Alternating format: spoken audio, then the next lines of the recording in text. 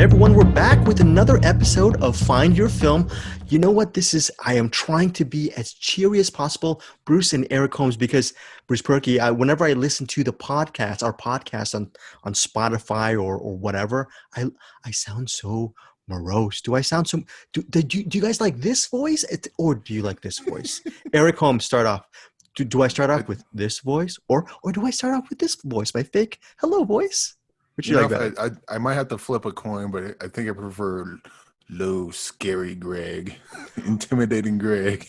Okay, Bruce Berkey, just the intro. Do I talk normal like this, or do I talk like this? Which do you like I better? think you should switch back and forth between the two and kind of make a schizophrenic kind of a thing going on, or maybe Oh like a yeah, that's a good one. dual Dual schizos. Okay, well, two good. faces of Greg is what we're gonna Yes. call it. By the way, in our times, I'm not making fun of mental health, folks. This is just me making fun of my oscillating voice. But here's the thing: we're back with another episode of Find Your Film. Last week, we were not able to do a lot of movie recommendations because we were over at Cinematics, our sister brother podcast. But now we are back with another weekly recommendation. Our goal, Bruce Perky's goal, he has called this week for our YouTube viewers. Perk session. I don't know what that means. Or punk session. Perk session. What is it? Bruce Perky. What is it? Perk session.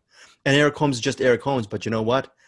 That's gonna be fine because there's Eric Holmes has a bag of tricks coming up his sleeve. So his name right now is just Eric Holmes. I'm Greg Srizavasti. We're gonna do at least eight or 10 movie recommendations this week. Before we get to all that stuff, Bruce Perky, how's your week been? Have you been really busy with work or reviews? Have you seen a lot of movies? What's going on with you? Really busy with work, and I've seen a lot of movies. I've seen a lot of good movies this week too. So Oh, excellent, excellent. And Eric Holmes, you've seen a lot of good movies as well. Have you been really busy with all the stuff that you've been doing? And Yeah, I have. I think most of mine are technically rewinds, but we'll see once we get into them. okay, that's fair enough. I have been, guys, I don't know if you noticed, I'm a little bit, my head is not bigger. It's just, I'm all over the place because I've been interviewing people all day, and the whole week. So I have not been a nanny this week. For the next 2 weeks, no nannying for me with my niece Claire. So I'm trying to do as many interviews as much as possible. So I'm a little bit spinning around, a little bit weird, you know. But you know what? One thing, Eric Holmes, you have a little trick up your sleeve. You're a normal name, Eric Holmes. You have an extra. Oh yeah, doing the little thing with the sleeves.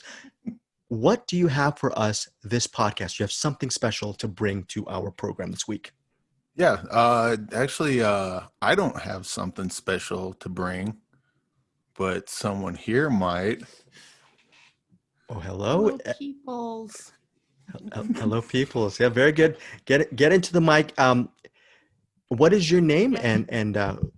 and what party do you belong to? I'm just that was just Huh? my stupid joke. Yeah, what is your What? name? What is your relation? Tell us about yourself. My name is May. This is my uncle. Eric Holmes. Yes. I You can speak up. I don't know. No one's gonna yell at you. I don't know what I'll yell else- at you once we're done, but we're not going to yell at you as we're recording. So feel free to speak openly.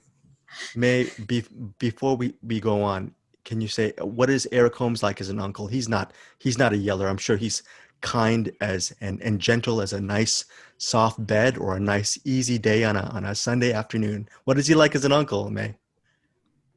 For you, what do you think?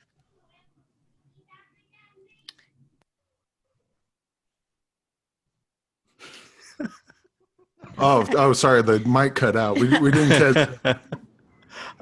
There was no Bruce Perky. I don't know what we should say. May, you're not saying anything about your uncle.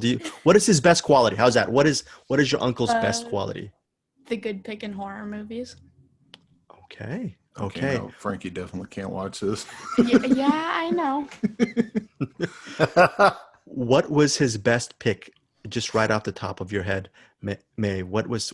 Give me one of his great picks that you really loved, that you saw. Gremlins. Yeah, good ones. Okay. good answer. May, you're here. You have a good one for us. Here's the thing. I'm a little bit jealous. Can you talk about the movie that you're bringing on to the podcast? By the way, I have not seen this movie.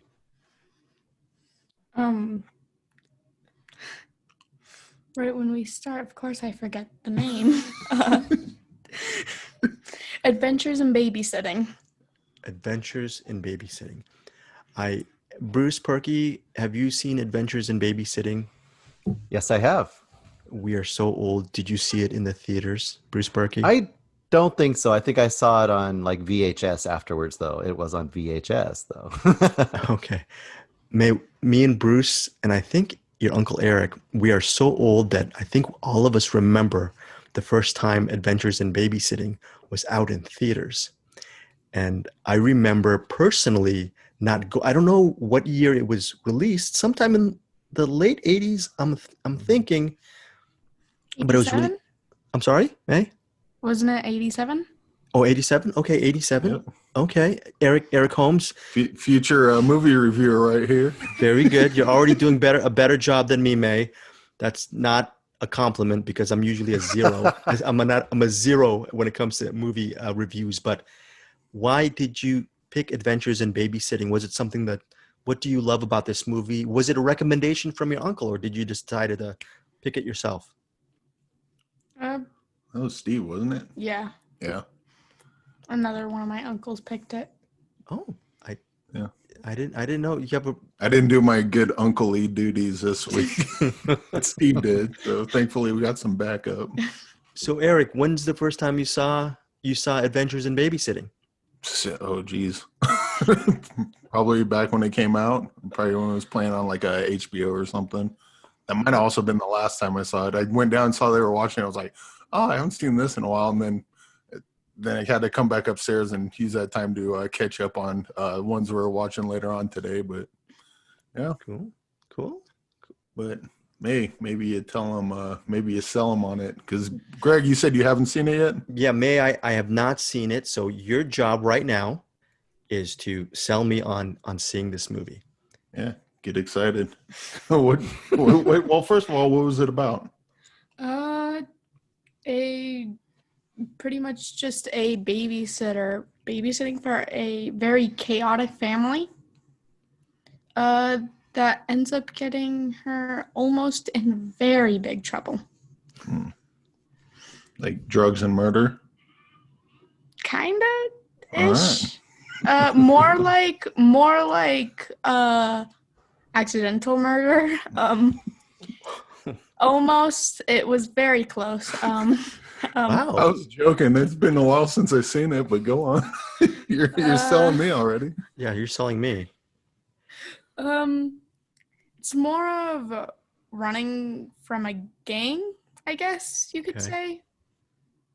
But it's just a long, very problematic movie. But wait, the movie's problematic or the situations they like get the in? situations. Got Yeah. No, it makes sense. Yeah. When you're a critic and you say the movie's problematic, I think that means something different than what you meant. But go No, on. that makes sense. What was the things that you loved the most about Adventures in Babysitting, man? What are the things that you like the most about the movie? One thing is the music featured. The music featured in the movie. There's not very much, but I like it. Cool. I mean, they're just the adventure and all of it. It's just a good movie overall to me. Yeah. What was your favorite part? The kid stuck out the window. The what? No, describe that scene. What happened? Like it looked like a 7-8-year-old kid was stuck out of a window in a very tall building over a bunch of cars moving in the city. Oh, Was it also very funny? Was the movie very funny for you? Because Yeah. okay, cool. So I'll throw in a question, May. Do you think that this gave you tips of what to do or not to do as a babysitter in the future? Yes, it gave me multiple tips. Now, the question is, did it give you tips on what you want to do or what you don't want to do? Gave me tips on what I don't want to do for sure. Okay. You seemed a little bit like you seemed to have an extra amount of happiness about that kid dangling out the window, and I was just curious about that. So It did look a little fun if I was strapped to the building. Okay. So, All so right. May, your dad, I was gonna say dad, because when I'm an uncle, I always I like to consider myself almost, sorry about my brother-in-law, like a father figure to my niece. But with your uncle being such a movie fan, and he's a director too, soon to be director, do you think you eventually would want to what? Do you love movies so much that you might want to break into film, or as a reviewer, Well, or as a crit? What do you want to do? we already have broken into film before. Oh, It was it was an after school project actually. Uh, it's not finished, but we're still editing it together. oh wow. Wow. Yeah. You want to tell them what it's called? The Screaming Boy. The Screaming Boy. Well, that's that reminds me of myself when I look in the mirror. So it's very it's very truthful to me who I am. But that is very, very cool. So yeah, so you want to get into editing or directing maybe one day, right? Or I prefer editing. oh, It's cool. Cool. Very awesome. All Th- right. All right. Thank you, May, for your review of All right. Now beat it. Get out. Thank you so much. You want to say bye to everyone? bye, peoples. Very cool. Thank you so much, Thanks, May. May. Take care. Well, Eric, unfortunately, it reminded me that she's better than all three of us. So that is not gonna. I really do not applaud you for bringing her on. So that was really cool to have May on. Well, she's out of the room now, so I can break out the hard drugs. Yes. Oh Very no, cool. no, just Very kidding. cool. So I guess our first movie recommendation this week is Adventures in Babysitting. I'm sure it's streaming someplace everywhere. And you know what? I am going to start off with this episode with Bruce Perky because throughout the week you've been in our chats, you've been coming up with a whole bunch of movies that we should recommend that you want to cover. Before we get to the movie I want all three of us to talk about, can you just one quick recommendation right off the top for you, Bruce? Sure.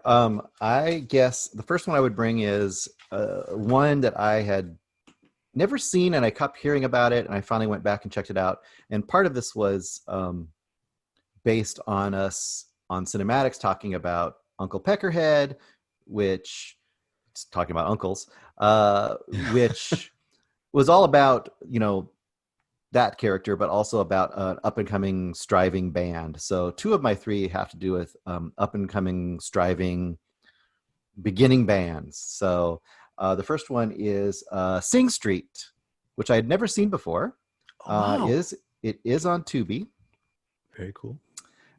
2016. I'm sure it's a bunch of other places too. You can probably find Sing Street all over the place. But by John Carney, director, who did Once and Begin Again. It's done a bunch of things that are kind of similarly themed as far as music goes.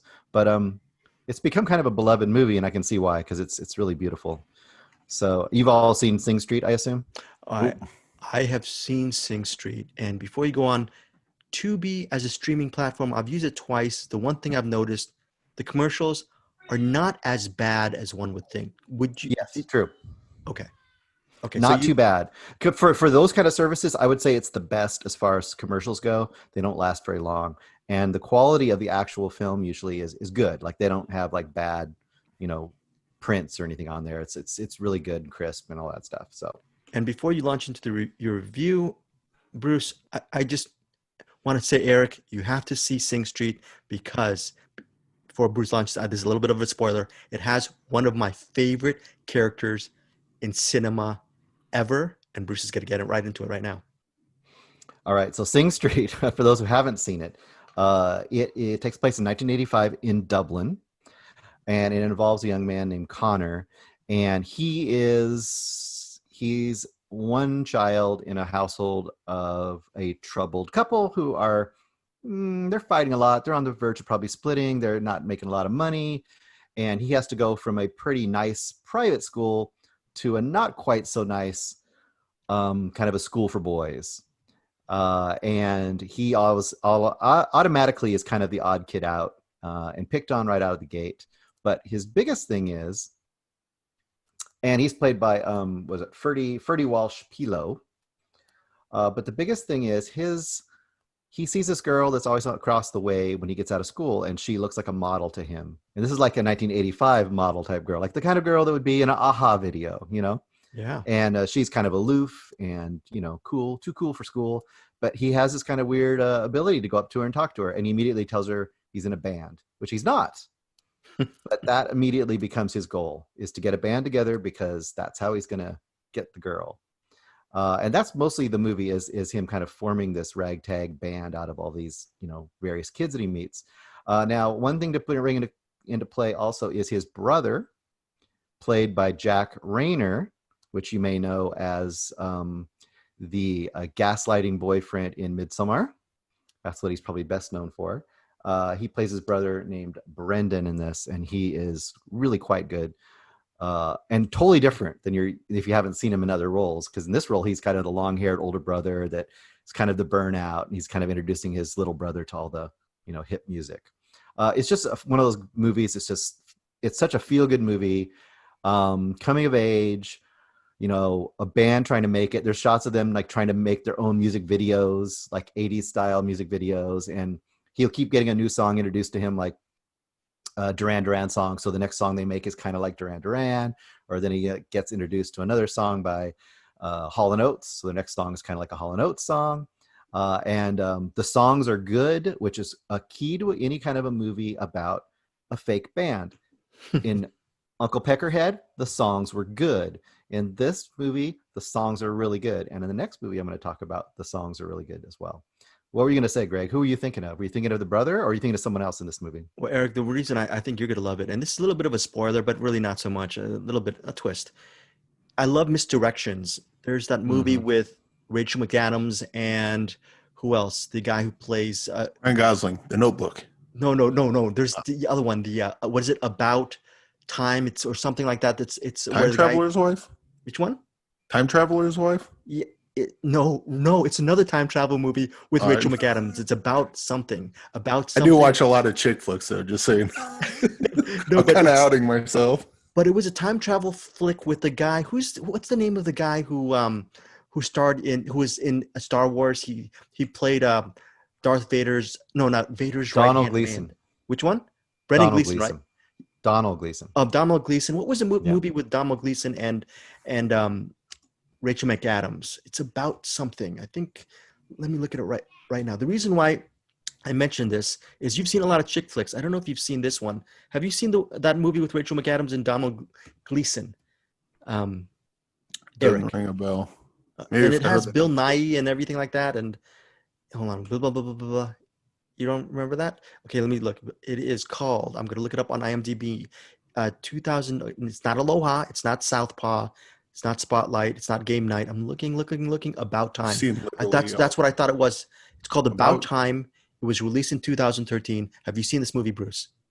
I have not. But- I'm aware of it, but I have not seen it.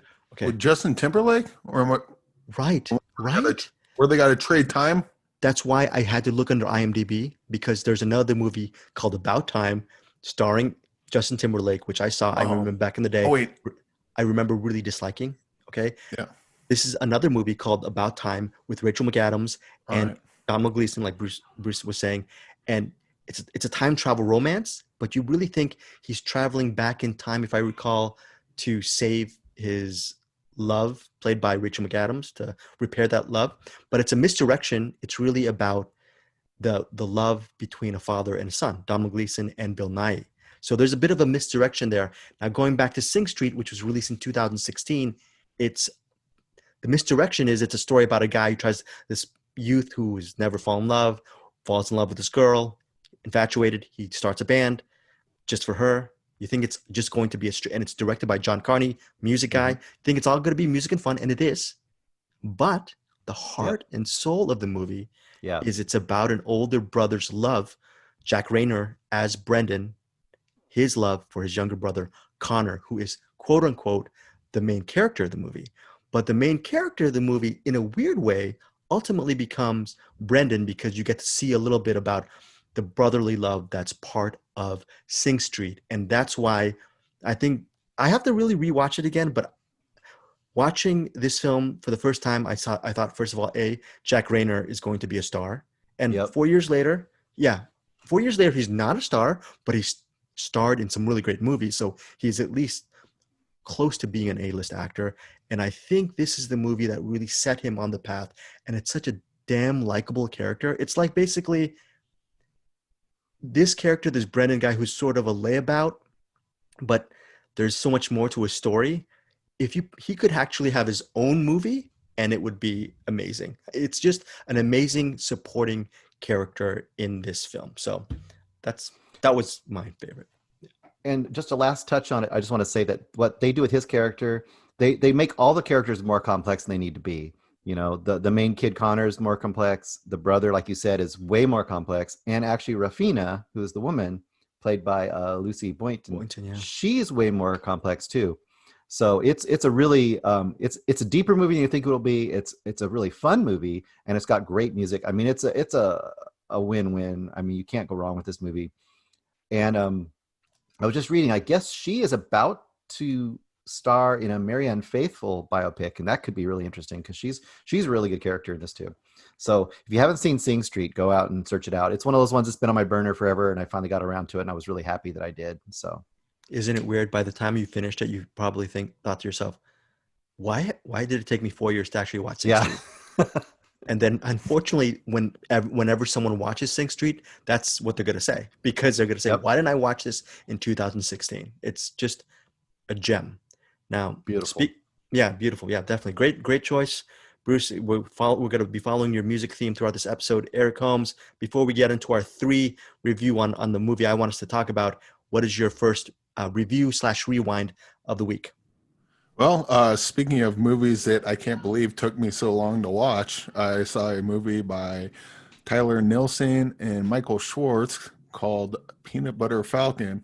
Yes. And I feel really weird even talking about this because I'm probably the last person on this planet that's finally gotten around to watching it. But yeah, I'm really glad I did. It was not like I figured it'd be like one of those kind of pull at your heartstring type movies, but it was it wasn't exactly what I thought it would be, and I was quite fine with that. You know, you had do I really need to tell everyone what it's about? A kid, Zach, what's the proper term? The mentally challenged, Mentally maybe. challenged, yeah. But he breaks out of a old folks home, actually. Mhm. I believe he's a ward of the state, and he runs into Shia LaBeouf, who is running away from his own problems, and they kind of come together and become friends and sort of live off the land as they're trying to make their way down to find Zach's favorite wrestler, whose name escapes me at the moment. Saltwater Saltwater Hillbilly or something like that. Yeah. Oh, Saltwater Redneck. There you go. But it's really funny, and it's a sweet movie, but it's not like the kind of trying to be too sweet for its own good. Like, the characters are realistic. One of the okay, so Dakota Johnson, she plays Eleanor. She's works at the old folks home, and you tell that she's, she cares about Zach, but I was kind of torn with the situation he was in at the old folks home, because he's old enough to be able to live on his own, but he's basically trapped in there as if he's in. I got the sense that he was in prison. Mhm. I also got the sense that his character felt that he was in prison, and he's not a child, although, I'm really not in I really don't know enough about this to speak on it, but I'm sure that them keeping him there makes sense, but I just felt really bad for him. My impression was that he would need an advocate to kind of prove that he could be out on his own, and he didn't have an advocate. He didn't have a family member. Yeah. And that once he was kind of in there was no one really to get him out of there, Yeah. and this might be me speaking completely ignorantly, and it's because I am, because I don't know enough about this. Actually, oddly enough, Anderson would probably be the one to speak on this because he knows a lot more about this than any of us, I imagine. Yeah, definitely.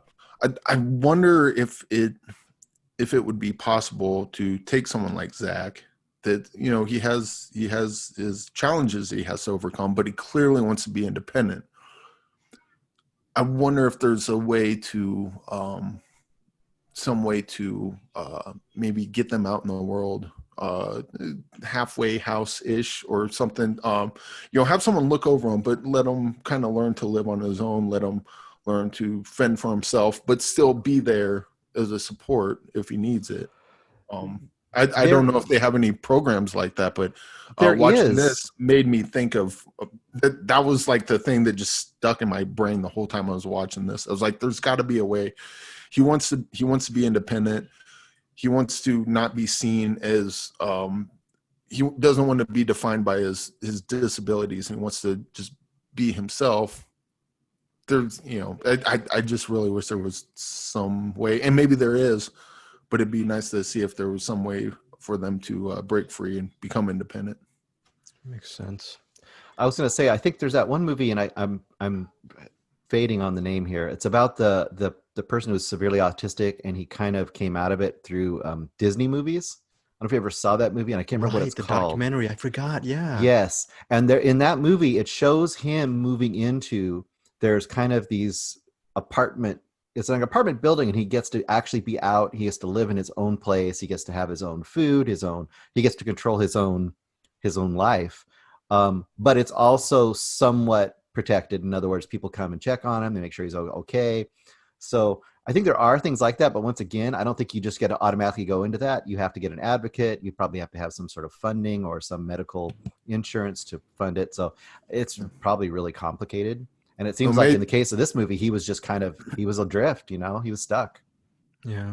Maybe they have, and I don't normally seek these movies out. So again, speaking with ignorance as I do, I could see that being a really interesting movie, and I'm sure they've probably made movies like that. And if they did, let me know, because I want to see them, because I'm really interested in how all that works. We gotta find that movie. Sorry, we gotta find that Bruce's movies. We'll dig that documentary up. That's a movie that you're gonna love. That documentary that Bruce was mentioning. Now, okay, the Peanut Butter Falcon. My thing was, I love everything about this movie until the last 2 minutes or the last minute. I just felt that it. Is it the super wrestling move? No, not the wrestling stuff, but a little bit silly. The ending I thought was a little bit. They could have come up with a better ending. Did you feel that way? Okay. Yeah, they pulled the rug out from under you, but not in a good way. I don't think they should have. They should have stuck where they were going. They kind of pulled a high tension, or they had like. I've already said too much, but hell, I'm the last one to have seen Peanut Butter Falcon, so everyone already knows. But yeah, the ending of that was they should have stuck with where they were going with it, right? And wrote that out, but they kind of cheated at the end. Yeah, they did. It felt like another movie towards the end. I go, wait a second, that's not where this movie was going. Or even if it was going, it could have ended something. I don't know. There was something weird about that ending that still, but. Overall, very, very good. Bruce, you were going to say something. Oh, I was just going to add in, it's called A Life Animated. So if you look for that movie, A Life Animated. A Life Animated. That is a great recommendation. We've got to find that on Just Watch, because I remember we actually reviewed it on Cinematics, and I remember Anderson really loving it, and I really, really loved A Life Animated. Thank you, Bruce Perky. Now, okay, next pick is going to be my pick. It's a movie called Watch List, and I am Filipino. Yes, I am Filipino Thai. Have I told Bruce and Eric? Have I told you that I'm not white? I'm. You've never told us that before. Never told you. Nope. What? I'm Filipino and I'm part Thai. How could you keep this from us, you Filipino Thai bastard? Yeah. I thought you were Irish. That's why I was going to start calling you Red. So thank you, Gregory. That's You know what? Scottish. I don't know. I am a little bit depressed because I've only seen two movies with about the Philippines, and this is my second movie watch list. The first one was another movie called Buyback from a couple of years ago. I'm almost 49. Uh, it's weird. I'm not from the Philippines, but I'm Filipino American. I think it behooved me to have actually start. It behooves me now to actually start watching more Filipino cinema. And this director is not Filipino. I don't even know what he is. I'm going to interview him pretty soon. I feel I really enjoy this movie, but I come from a biased place. Okay. So that's why I wanted you guys to see Watch List very quickly. The story about a, a husband and wife. They have three kids. They're put on this drug list. The husband dies. He's due to a frame job at night. The wife and the mother of the three kids, she goes on a trek to find her husband's killers. She ends up in the dark underbelly, crime underbelly of the Philippines, and she ends up being an informant or a collaborator with the police force, hoping to find justice for her husband. And what happens is she finds other things out, and she'll do anything it takes to help her family survive to the next day. My initial review was I really loved it. I loved the ending of this movie. I like the fact that just on a superficial level, movie watchers, Bruce, you were saying about allow Filipino cinema is not even on the map here in the States. It's great to see, I think, just what a part of the Philippines looks like for cinephiles. So it's on a world cinema level, I think it's a value added. I thought the movie was a little bit a higher, better than your average drug thriller, crime thriller. Now, first off, Bruce Perky, want to hear your overall thoughts on Watch List. I would agree exactly with what you said. It is better. What I appreciated about it was that as it went in directions and in ways that I wasn't expecting, and I don't know if would happen in Western cinema, because there's a particular dynamic going on in that society around trying to stamp out the drug culture, specifically under the current, I think it's the current regime still. Yes. This is based on what's actually going on there.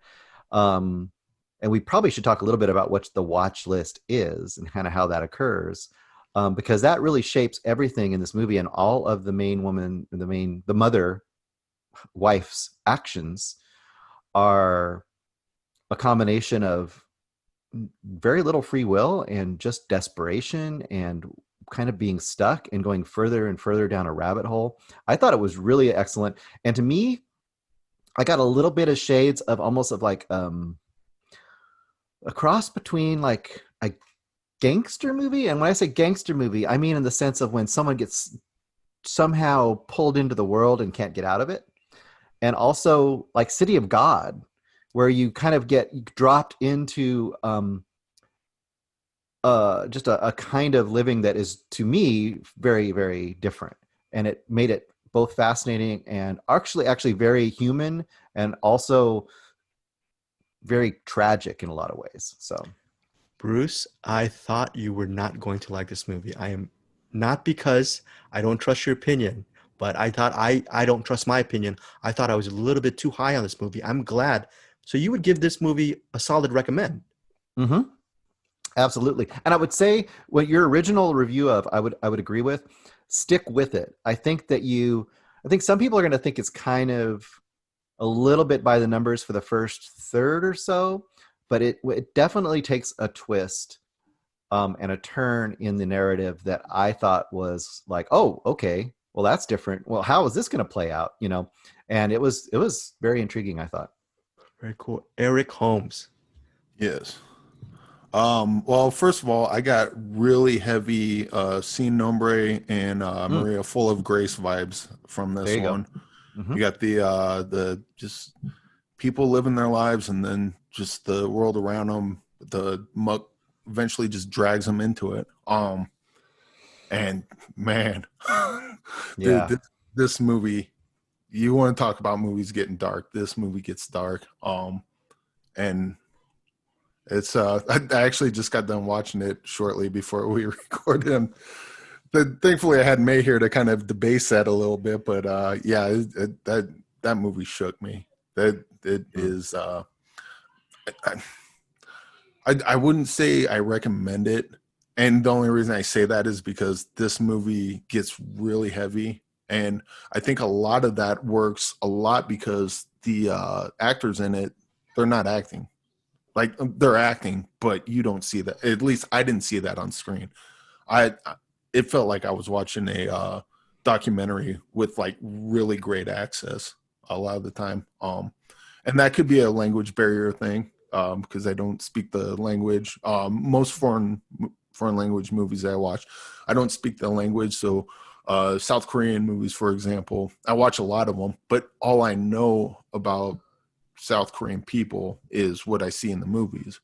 So when I see the actors acting in those movies, I'm like, oh, that's how they talk. So maybe someone from South Korea might watch it and go, oh, that acting sucks, that acting's great, so on and so forth. I don't have that bias, so I couldn't say one way or another.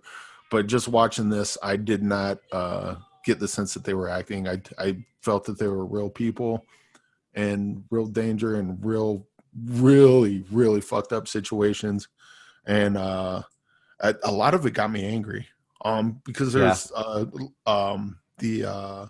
the I guess police force is kind of what's pulling the strings in this one, Yeah. and it's much darker in this than it is here that we see on the news. But it's the same thing. It's like the reason the reason you exist is to help people, to protect people, and then they do stuff like this. It just made me want to reach through the screen and just choke the shit out of the certain characters in this. And That's so interesting. and then the decisions the mom was forced to make, and then Yes. um and look, the decisions she made were horrible decisions, but at the same time, she pushed back. I think as much as she could. Uh, yeah, this is a fantastic movie. I just don't know that I can recommend it because I would recommend it with caution. This movie gets dark, and this movie will probably shake you. And if you're at all sensitive, get ready. You're in for a ride, and it might not be one you'll enjoy. Air quotes enjoy. No, I think that's a very, very good take because this movie reminds me and of The Departed. Just on a Mm-hmm. visceral, superficial level, there are moments on The Departed, it's violent, it's criminal, but it's still an extra sense. There's a pulpy level to it, and when Yeah. stuff goes down, you go, "What just happened here?" But that's within the milieu of it's a pulp type of drama. When that kind of stuff happens here, like you were saying, Eric, it actually feels like real life. When someone gets hurt or killed, you go, that that just happened, and that's a credit to the movie. And I know what I'm gonna have to agree with you. As much as I love this movie, I should. Bruce, you agree? This movie is a recommend, but with that caveat of the warning, because Yeah, I suppose. I mean, yes. Okay. For people who are really sensitive to like more harsh, real life violence that actually matters, sure. But in the same sense, I would say that's a reason to watch it. You know what I'm Yeah, saying? yeah, So that's a good I guess point. I would kind of say like, buck up and watch it because you should. Can I call out something really quick? I would say don't even look at the movie poster because some of the movie posters like have stuff in it that tells you that you shouldn't see until you see the movie. And one other little weird thing, did you see that I sent you that little message about the chickens? yes, I didn't understand the message, so I ignored you like I usually do, So Bruce. there is a scene, that's fine. I'll make you listen to me. There's a scene in this movie where a person has died and they're at the funeral, and you Oh, see a coffin with a glass top so they can view the body, but it's sealed. And there's chickens, little chicks, baby chicks, pecking at seeds on the top of the coffin. And okay. I paused the movie right then and I searched. I said, Philippines, chickens on coffins. And apparently, it's not super common, but it is an actual thing, is that when someone is killed wrongly, One idea is that you put these chicks on the surface of the coffin, and it will peck, and it's like a curse. It will peck and be heard very loudly by the person who's guilty, and it's supposed to basically curse them and kind of call them out. So that's a little thing that's in this movie. You just see it and go, what is that? And if you're like a Westerner, you might just assume like, oh, that's just some weird custom. I don't know, it doesn't mean anything, but it actually has meaning. And I thought that little things like that were so cool. So there's one thing with the I didn't know about that, but the Wow. thing that jumped out was I thought it was rice, and Mhm. I'm not a biologist, but I do know that birds and rice don't mix very well. So I was Yeah. waiting for the chickens to explode. I But figured it was just a bird seed or like, some kind of seed they put down there to make yeah, them well, fall. when I saw it, it looked like rice, I was like, "Ooh, that's not going to end well." But also, to your point about like little things, like when they're doing the dancing and they Mhm. have the gates up, but it's not a full gate that you can't get through. They're Yeah. like gate partitions, and they're separated, and you just walk. And I thought maybe it was just like a barrier saying, like a police line, do not cross sort of thing. Like just don't go past it, but they go in and out as they please. I didn't quite understand what Yeah. that was. But yeah, it had a bunch of little details that maybe the filmmakers are, that's just secondhand nature to them, and they just know that's a thing and they put it in and don't think about it. But like having not been, having not grown up in that culture, like I just see that and I was like, oh, that's odd. But then, I just move on. But Right. yeah, definitely a bunch of small details that I think kind of helps pull you into that world a lot more and just makes it all the more heartbreaking once everything's added up. All right, watch list. By the way, Bruce, very good job on the little chicks pecking. I did not. My eyes glossed over that. That just means I'm gonna turn in my Filipino card. I'm gonna give that card right to you, Bruce. You are more of a Filipino. And Eric, The since you palest mentioned rice, Filipino. yes, you are more Filipino than me, and even Eric Holmes is more Filipino than me. Anyways, that means nothing anyway in the big Oh, picture of things. Oh, did yes. you said you were gonna explain what the watch list is? Because I didn't really even pick up on that. So what I understood, and Greg can tell me too because he's done more research probably on the movie. But the very beginning of the movie starts with, is it Duterte? I don't know how to say his name. Duterte, I believe it's Yeah, Duterte. Yeah, with a quote from him, right? And he's basically the actual. I don't know if he's the prime minister or the president, what they're president. Yeah, the considered. president. And he's basically has this quote, and this is a real quote. I went and looked it up, where he says something to the effect of, and he's wrong about the number, but he says something like, well, Hitler killed 3 million Jews, which is more than 3 million Jews, but he says something like 3 million Jews. And we have that many drug abusers in our country, so we can kill them. Like that's how this movie starts, with that quote from him.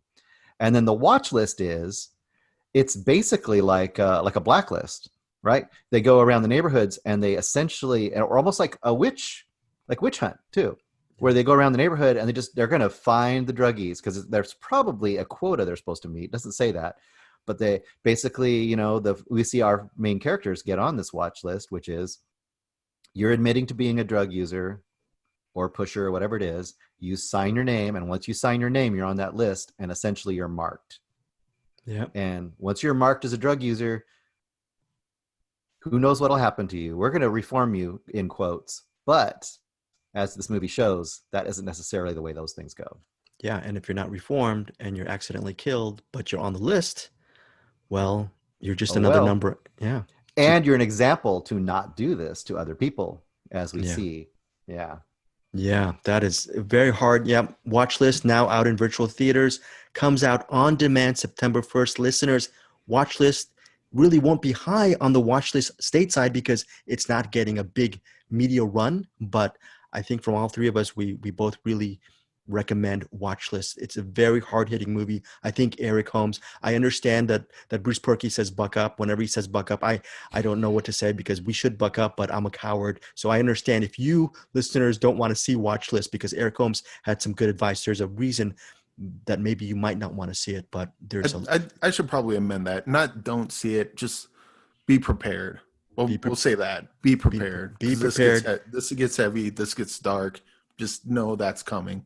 Yes, I am. Yes, interesting movie, very hard-hitting movie. I'm just getting depressed even thinking more about watch list. I want to go right now to Bruce Berkey, get us another recommendation, bring some sun into this world. I will definitely bring some black metal sun into our cold, dark hearts.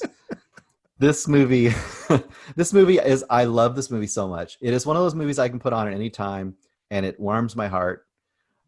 It's just wonderfully silly and stupid and just wonderful. And it's pretty recent.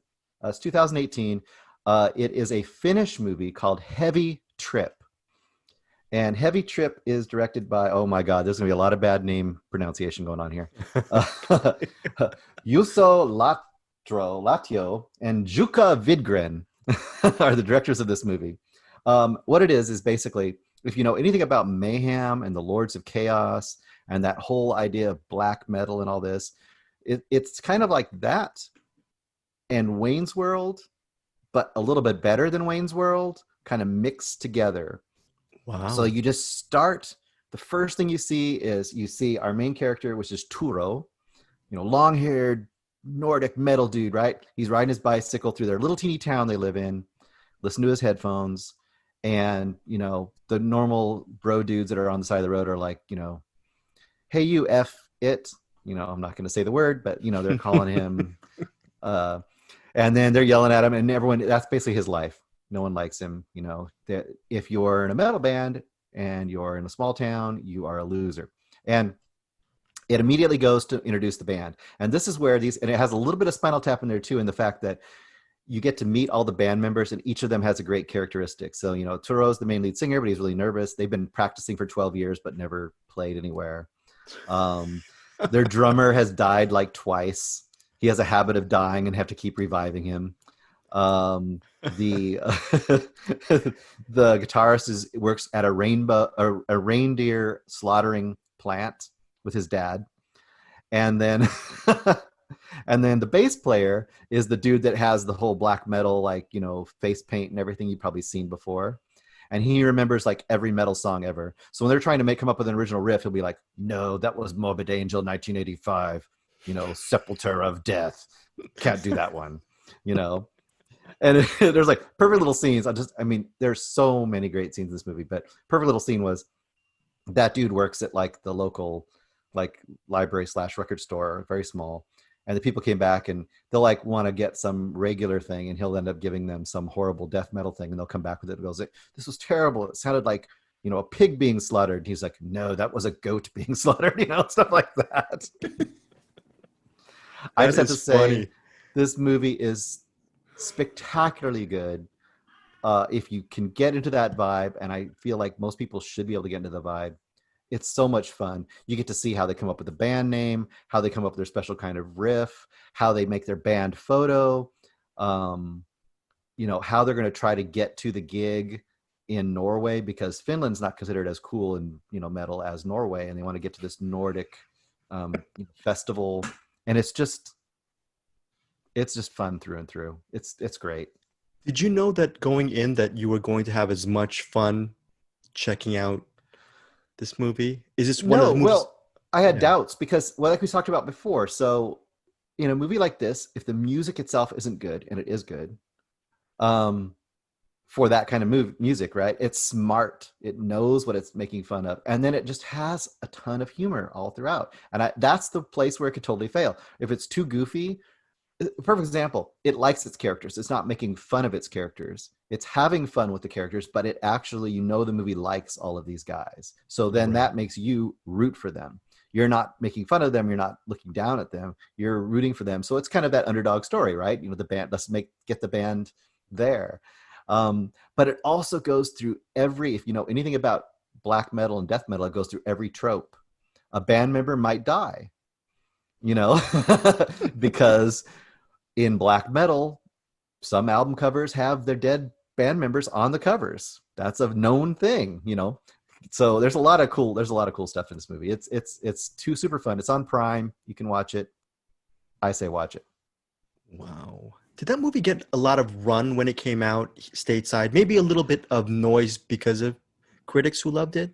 I don't think so because I mean it's a Finnish movie, so Wow. once again, Finnish. It's foreign language movie. People are going to automatically check out to a certain degree. Metalheads. I've kind of looked at reviews after the fact, and people who are hardcore metal fans love this movie in the same way that people love Spinal Tap Wow. because it really taps into that. You can tell it's made by people who love it. You know what I mean? Yeah. Same way Spinal Tap was made by people who love, hard, heavy metal and stuff. You could tell there's a level of love of the material. So I Okay. love it. It's great. Okay. Streaming on Prime. Eric Holmes, you have your next pick, your next rewind pick / thing?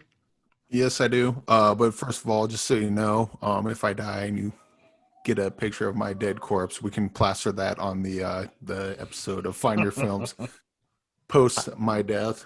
That'd be cool. I know how to use Keynote and move the images, so we're good, Yep. Eric. We're okay. Will be the first black metal movie podcast. Yes. I say we Just all make- come in face paint next time. and have the Find Your would be Film awesome. logo look like a bunch of wigs.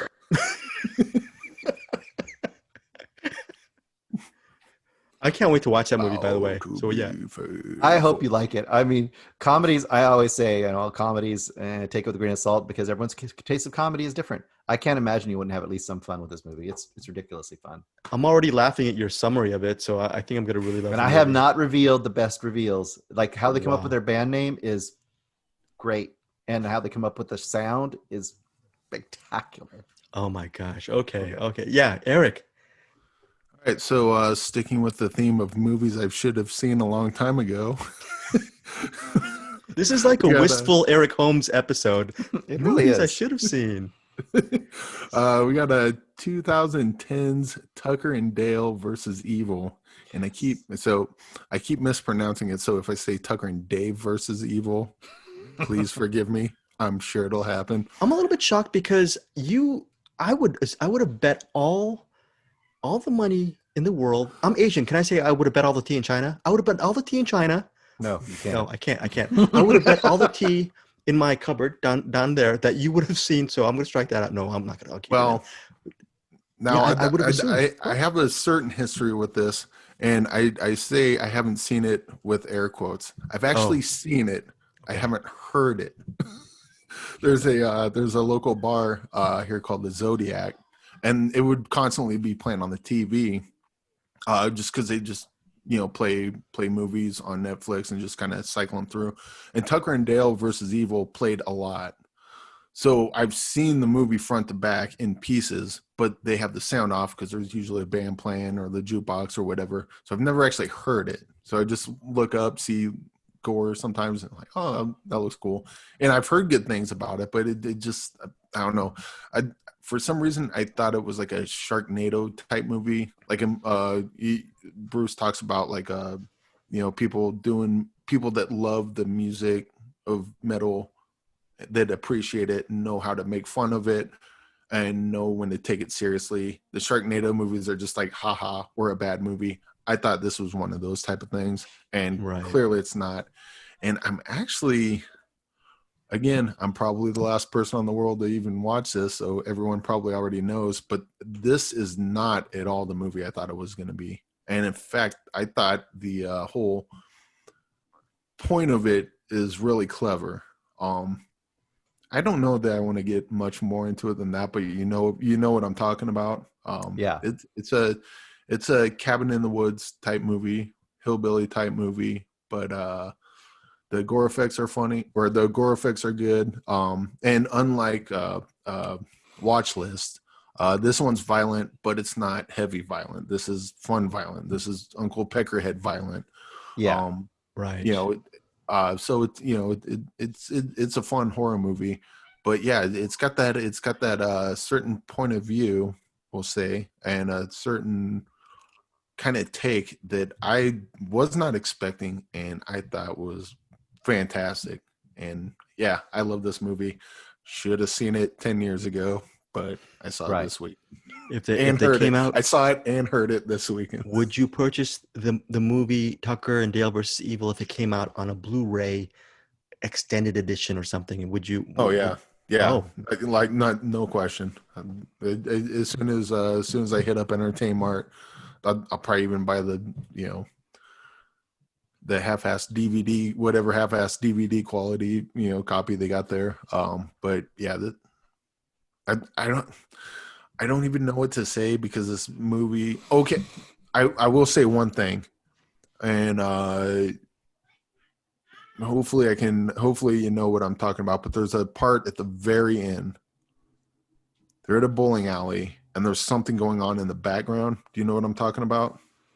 Bruce, I I don't haven't remember seen it. anymore. It's been too long since I've seen it. I don't remember that part for sure. There's a so if you've seen it, there's a thing that happens in the background where someone punches someone else and drags them off, and that just kind of came out of nowhere and felt I I think it was supposed to be a joke, but it kind of came off a little Harvey Weinstein caveman sort of thing. Hmm. Mm-hmm. There if you've seen the movie, you know what I'm talking about. If you haven't seen the movie, I kind of want to give that part away, but I probably shouldn't. But just know there's something that happens in the background. Might be best just to turn it off at that point because it didn't need to be in the movie, and it kind of surprised me that they did that because it's not fun. It's kind of Offensive? actually kind of mean spirited, like Okay. for a movie that's fun all the way through, and then that little tiny thing, and it just happens in the background. It just, yeah, I didn't quite understand why that was there. Maybe someone that seen it more times than I have knows, but that if there's one part I didn't like about the movie, it was that. But yeah, the rest of it is really funny, really clever, and What, and I watched Eric? it. What was more annoying, that little part in Tucker and Dale versus Evil, or the ending of the Peanut Butter Falcon? Which annoyed you more, as The far as part in Tucker and Dale versus Evil, because it's violent, but not in a fun way. It's violent in a really rapey way. We'll say that. Hmm. oh, And not good?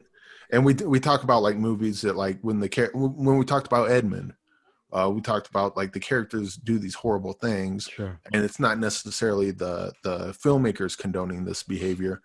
And this came out 10 years ago, so maybe they did it thinking it was a joke, not really thinking through what people in that Mm. situation go through. But if there was one part if I was a producer on this, I'd be like, you might want to think about cutting that. You don't have to. You know what? I'm not telling you what to do. You might want to Mhm. think about cutting out that part. Eric, did you see this And I via sound like such streaming? a prude. I sound like such a prude. I No, hate that, no, no. but yeah, it's okay. I'll just tell you what it is. Spoiler. Two of the characters are talking, and then in the background, one of the characters says to the guy, "Is like, he gives them this really inspirational speech. It's like, you can do whatever you want. Just find what you want and go take it." And so while that person's talking to another person in the background, that person they just talked to is going back and he's talking to some girls, punches one of them, picks her up and drags her off, like smiling, like I got what I want. Yeah, Seemed in very, very bad taste. but that's not what the movie's like. So we I would No, agree. I not mean, at all. the movie is very much more like clever and knowledgeable, and the tone is Yeah. so great throughout the movie. Yeah, Oh, that's true. it's why it was weird that they had that in there because it's like you said, the whole thing's fun and not taking itself too seriously, but still being clever. And then they had that one scene and it was like, what? Why? Like I Yeah. don't understand why that's in there, and that kind of put me off. But Did you and rent it? now Did you rent the movie? Was it on streaming? How did you check it out, Eric? I bought it on streaming. Okay, bought it on streaming. Yeah, Oh, very cool. Very cool. yeah. Tucker and Dale versus Evil. Before we get to you, Bruce, embarrassing story. This is sort of a non-story. I do interviews. Did I tell you guys I interview people once in a while? Have I said that? Are you Thai also? Am I a little bit tired? I'm a little bit tired. A little bit tired there. Very good, very good, Eric. Now, they had an NBC press tour on that very day. In different rooms, they were, there was all these there was all these shows that I had to do interviews for. Alan Tudyk and Tyler Mm. Labine were representing different projects, and they were there at the hotel on that day. And I never asked the Tucker and Dale versus Evil question because I hadn't seen the movie, but I didn't connect the two You know what? I actually kind of connected the two during the day, but I never asked a Tucker and Dale question. So that was pretty shameful on my part. So Yeah, if I ask someone a question, that'd probably be the first one on my list. that one This is gonna specific. sound like a dickhead thing to say, and I'm just trying to understand. I had imagined that maybe they'd look. Maybe it's just something that didn't age well. Maybe they watch it and go, "Yeah, we probably should have." If we ever George Lucas this, maybe we'll cut Yeah. that out and put some banthas in the background or something.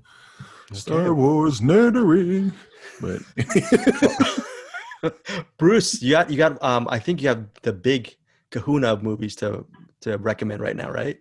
Is that I do. I was hoping that Eric might have had a chance to see it, but I don't think he has yet. Or have you? if it starts with a P, that would be a no. Okay, very good. Well, he probably will be rewinding this soon, I bet. More than likely. So this is a movie that I've been wanting to see for a long time. It's been a very, it's kind of a known cult movie, notorious cult movie, but is really not available in any streaming platform in any way right now that I am aware of. You can get DVDs and Blu-rays of it, but it's another example of why you should get physical media on certain things, because certain things will disappear, especially if they're cult or more fringe kind of movies. So anyway, this is 1981's Possession by Andrzej Zulawski, Polish filmmaker. It is an English language movie. It takes place in Berlin. I don't know if Greg has ever seen this movie or is aware of this movie at all. It is Never. a very, very notorious movie. It stars Isabella Gianni. I can't say her name very well. Yeah, from The Tenant. Yes. And it also stars Sam Neill. They're the two main characters. The other character I will bring up really quick is, and their names are, she's Anna and Helen. She has another small role in this, but Anna is her main character. And Mark is Sam Neill.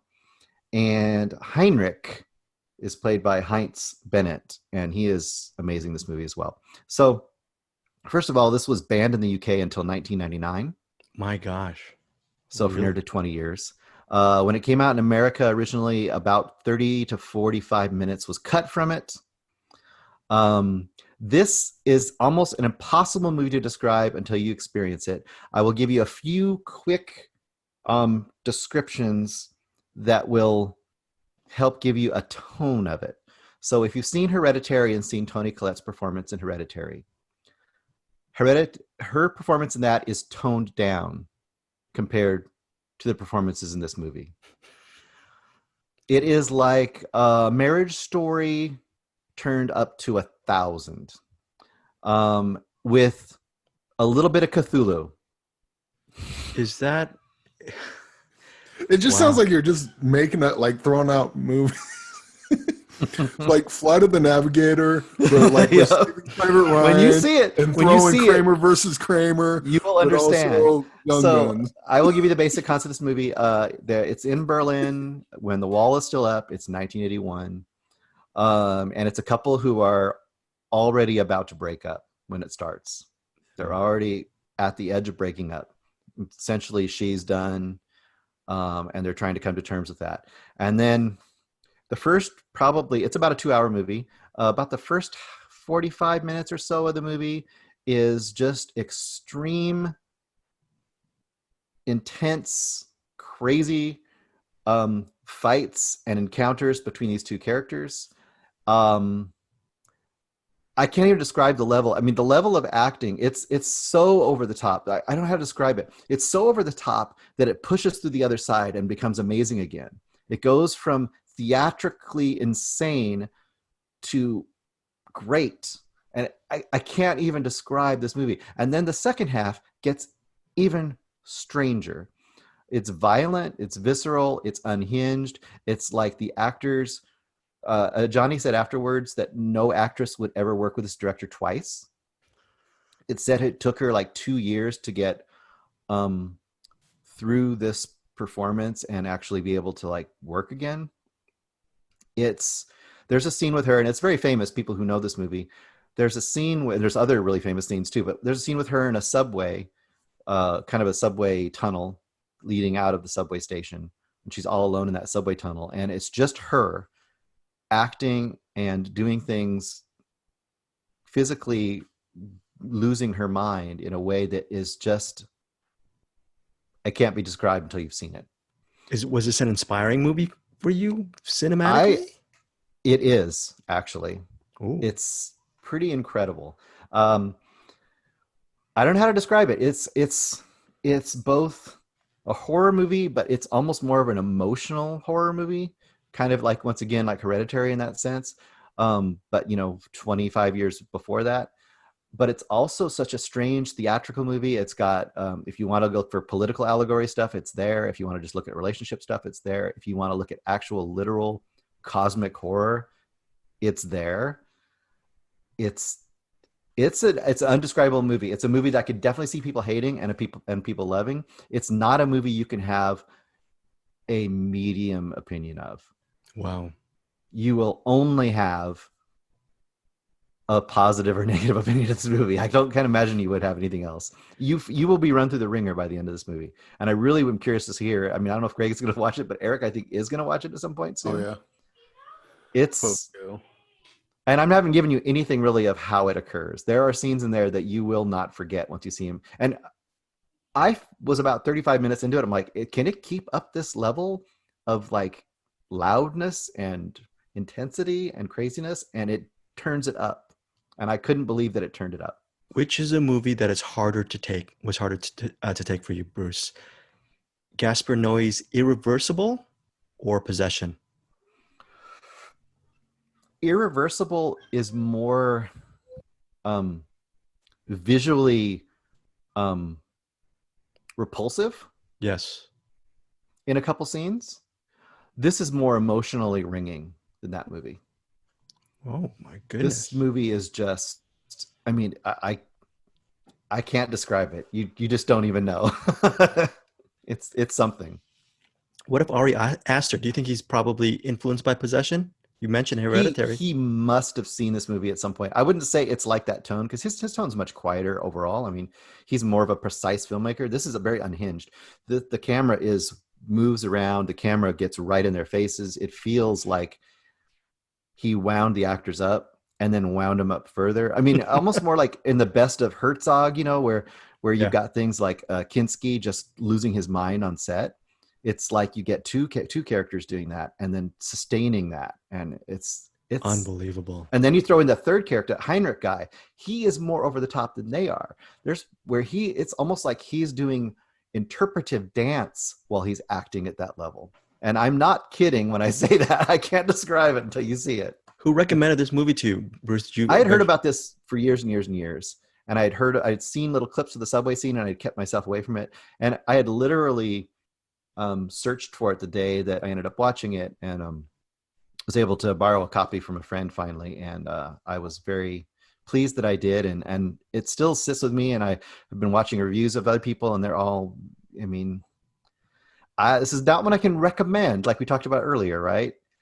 Because you got to be in for insanity. Wow.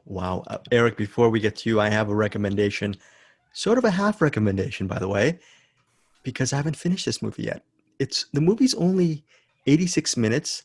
I got to about 56 minutes of it because I was supposed to interview the actors and the director of this film called Get Duked. And while I was finishing it, I got a call from the publicist and said, hey, you got to jump on the computer, the Zoom thing right now, and you got to start in the waiting room and start interviewing them. They called me 30 minutes early. I mean, at least 45 minutes earlier. I did not finish this film, so this is a half review. Get Duked. It comes out on Amazon Prime on August 28th. Okay. Now, this is a movie that I think maybe both of you guys will, at the very least, enjoy. And it's a simple plot, centers on four youths, four kids, four teenagers. One of them is a goody-good, and the other three are just layabouts, just lazy, or just they're likable, but they're sort of slackers. They're slackers. Okay, so 3 out of the 4 are slackers. The fourth one is the most responsible one. So they get caught up in this. They get sent to this area in the Scottish Highlands. In the Scottish Highlands, there's some kind of it's based on a real life program. The program is called. At the end of the program, you win this thing called the Duke of Edinburgh Award. And what you're supposed to do is survive in the Scottish Islands. Not survive as in like there's going to be weird people or animals going to attack you. You just have to rough it in the Scottish Highlands for 4 days. And you trek along the highlands, and by the end of it, by the end of that map, you're gonna hit the waters. By the time you hit the waters, you're gonna get your prize, and you're gonna get a good pat on the back. So that's the premise of Get Duked. The only problem is this in this film, that competition or that journey, that 4 day journey, is actually a nightmare because they're not. This is not turning them into men. What happens is during their journey, immediately they realize it's kind of like a most dangerous game situation where they are being hunted by a couple of locals, like animals, because a couple of people, without giving too much away, they believe in the culling of a certain of just culling. They want to keep a certain. They want to keep the Scottish Highlands clean of just infestations. So picture these kids who are just trying to have a good time, smoke a doobie, I don't know, whatever, just hang out. They realize they're now. Do they still call it doobies? I've never taken a drug. I'm Hey, not saying that you could. it's just all right with me. Okay, good. The Spliff, brothers is that a do. word? Spliff a word? Joint. I usually use that when I go to a restaurant, but I don't. Yeah, so I don't know.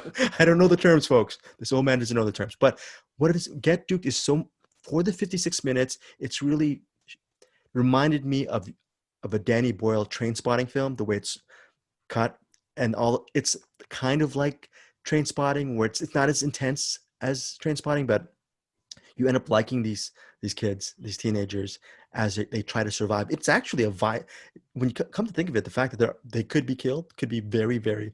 It could be a violent film, but the director, he blends that tragedy and the killings and all that stuff with a lot of comedy. And it's weird when you think of it with comedy and death and violence, but it really works with Get Duked. It's a very brash type of film, and it's very flashy. So, and there's beautiful vistas. They're out in the Scottish Highlands, but it's funny. So some people may not like it because they may feel it's too gimmicky, but I ended up really enjoying what I've seen of Get Duped right now. And I think when it comes out on Prime Video, it'll get a good run, kind of like Troop Zero did. So I just hope this movie was shot 3 years ago, and I hope it gets a little bit more attention because it's a very likable film. And I think at least one of you guys will see Get Duped by the time it comes out on Friday. Again, it's only 86 minutes, so it's very harmless, but it's a lot of fun so far.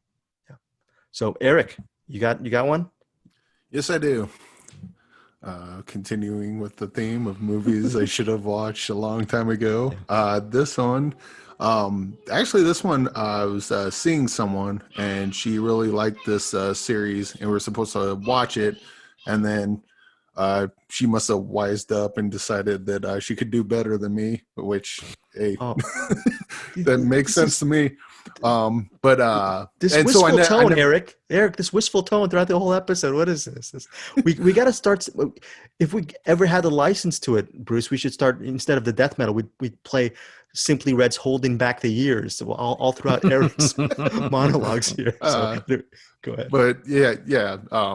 This is water under the bridge. But like we were supposed to watch this series, and then things happen, and we I just never got back to watching it until this weekend. It's 1997 Robert Kurtzman movie called Wishmaster, and well, let's be real. This movie's stupid, but it's stupid in the same way that Nightmare on Elm Street or Friday the 13th is stupid, but it's fun to watch anyway. Basically this djinn, it's trapped in a ruby at the beginning, and then it's so many years later, and it breaks out of the ruby, and it goes around and just starts granting people wishes. But it's like the what do you call it? Like the monkey paw? Is that someone said something about a The monkey monkey's paw? paw, yes. Where it's like, oh, I bet you wish I bet you wish that you couldn't hear me talking right now. Yeah, I wish you would shut up. Oh, and then all of a sudden, like their ears, that didn't even happen in the movie. I don't even know why I brought it up. but it's it's that sort of thing. It's like, I bet you wish you never saw that, or I bet you wish you weren't seeing this. He's like, yeah, I don't want to see this. Very well. And he's like waves his hands, and it's like his eyes like kind of get soldered shut. And that's kind of the thing. He just goes around, and the more wishes he grants people, like he gets their souls, and he gets stronger, and it's stupid. You only watch these type of movies because it's a real high concept, and it's you get to watch the fun ways in which the Wishmaster goes around killing people. And as stupid as this movie is, I can't wait to watch the rest of them because it was still pretty fun regardless. This is a good popcorn movie, I think. Just sit back, get some popcorn, grab the niece, and just watch the Wishmaster and all the inventive ways in which he murders people. Well, I'm sorry, you rented it or you just saw it on YouTube, or it's No, this one I rented on the YouTube or Amazon. cool. Amazon. I think I rented it on Amazon. Cool. But yeah, it's fun. Check it out. And again, everyone probably already saw this. I'm the last one who has not seen Wishmaster, and I'm judging by the confused look on Greg's face. He probably hasn't either. I've never seen the Wishmaster. I should see it.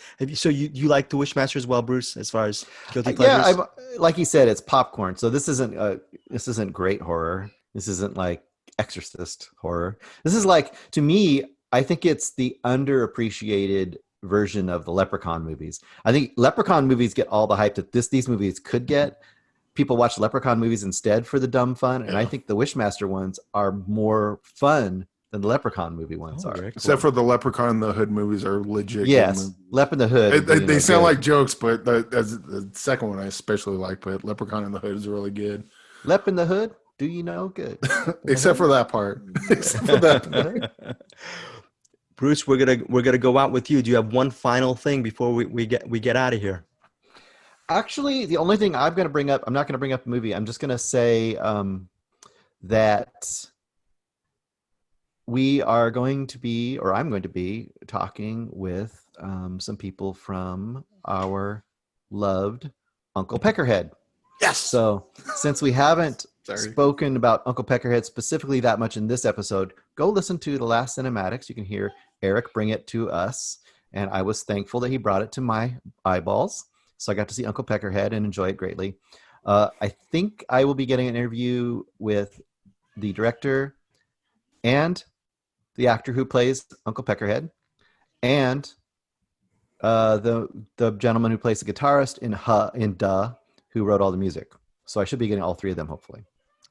Ask them how many Oscars that they should probably win, because my answer is all of them. All the Oscars, yes, I agree. If they say any less than 10, stop the interview and say, I will not have you talk shit on your own movie like this. Thank you very much. And then just walk off. I've interviewed people since 1991. The first interview I had was this director named Bernd Capra for this movie called Mind Walk. So it's been almost 30 years I've done interviewing. Bruce Perky, what he does for Uncle Peckerhead, you just contacted them on Facebook or you reached out to them? I went to their official page and I found the contact information, and the email was the same as the director. So I said, I guess I'll email him and see what he says. But what I did was, this is the difference. So in that movie, which you haven't seen, right, Greg? In that movie, there are some parody album covers at one point. They're talking about a record label they want to get on called Alliteration Records. And they show an album cover of a band that's supposed to be called Turd Toilet. And they show two of their album covers.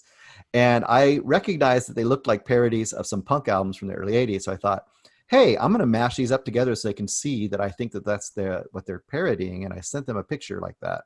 So I said, hey, are you parodying these? And hey, would you like to talk? There you go. They did. Wow. That's so, and yeah, that is pretty cool. So the way Bruce does it, as far as getting to interview people, he actually, either through contacts, through Eric Holmes, but a lot of times Bruce will actually go out and contact these people. Eric Holmes, in the 29 years I've been an interviewer, how many times have I done that? How many times have you Actually try to contacted contact people? people to get an interview.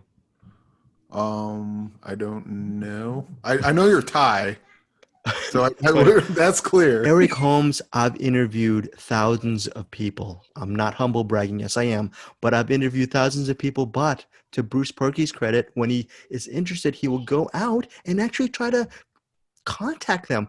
I have been force fed. I let the publicist send me the Force-fed. emails, and I said, "Yeah, I'll do it. Yeah, I'll do it. I'll do it." I've never actively gone. In fact, if I don't think I have the guts to do it, even though I'm 30 years into the business. So credit to you, Bruce Perky, for having the Well, gumption. you say force fed, but you did get an interview with Scott Adkins. True. Yes, yes, It'd be yes. like, Greg, here's a top sirloin, cooked medium rare. I am Do you spoiled, want and to eat it? I'm a little bit. I am a lazy / entertainment journalist. And it's good that there are people like Bruce Perky who are hungry to get interviews. So my hat's off to you. Yes. Before we get out of here, though, let's do a journalistic thing and tease next week's episode. Eric Holmes, you're gonna take us out with what our listeners can expect from next week's episode of Find Your Film. What are we gonna do? We're gonna talk about movies. But you have a special director for next week we're going to get into. Oh. Pause. Let me Pause. get Yeah. the name. You know what? Let me get the name because I keep. Let me pull this up. Okay, this one's kind of weird. She's known as the first female director. She's was one of the first people to make color film a thing. She was one of the pioneers of sound in film, and her name is Alice Guy Blase. Okay.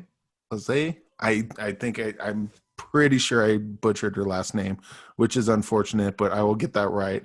And there's a documentary about her with Jodie Foster, and I figure because she's like way at the very beginning of film, and so a lot of her movies just flat out don't exist anymore, or if they do, there's like a minute of it here, 10 minutes there. So I figure we'll just do the for the director's spotlight, and I think she absolutely should be spotlighted. Just by virtue of the fact that she's pioneered so much in film, and I couldn't even get her name right for this. But we do the documentary, and then just kind of find whatever you can on YouTube, whatever 10-minute clips you can find, and then I figure the three of us will kind of compare notes of what we've discovered about this gem of a woman who pioneered the medium we love so much that we talk about every week. Okay, so I'm going to try to pronounce it, and then you, Bruce, you try to pronounce it. My pronunciation is Alice Guy Blaché. So Okay. Alice Guy, Guy Blaché. Is it What do you think, Bruce? Blache? Yeah. Yep. Blash. Maybe it's Blash. I don't know. Blash. So we'll figure what the right pronunciation is, but I think that was a very good choice. That will be one of our episodes next week. We will also be back with some other movie recommendations. That is a lot of interesting stuff we're going to be talking about next week. But until then, I'm going to say, Bruce Perky, can you lead us out into the next week? Everybody, I want you to remember Greg is awesome. Eric, just as awesome. I'm okay. And awesome. we hope to all see you soon and hear you Yes. soon. And sorry, Bruce, to undercut you one more time. I forgot to mention we have a honorary fourth member of Find Your Film. Please, if you wanted to really get into interesting, insightful movie reviews, I personally listen to Andrew Watches Movies by Andrew Yes. Martin. There's a weekly podcast. He's always shouted out cinematics and our Find Your Film podcast. And I'm not doing this because he's our friend. I literally want, today I'm on my 60-minute walk and I'm listening to Andrew watches movies, really good takes on movies. And he really puts his heart and soul into this. And he puts an interesting spin. He puts a lot of his personal life into his movie reviews, which, by the way, sorry to undercut you again, Bruce. You're a little bit personal this episode, Eric Holmes. You brought in May, Ventures in Babysitting, the Tucker and Dale on the bar. You know, I have all these images because I'm all about De Palma. I have images of you holding a beer mug or something, and there's Tucker and Dale playing, and you're sipping your mug, and while Tucker and Dale is playing, you're thinking about that series you were going to see with a person. But you know what? That's water under the bridge. You were very wistful this episode, Eric Holmes. Yeah, I whist all the time. I'm whisting. He's full of whist. All right, guys, we will I'm whist just you. bursting at the seams with whist. All right, guys. For Bruce Perky, Eric Holmes, we will whist you later and have a great week.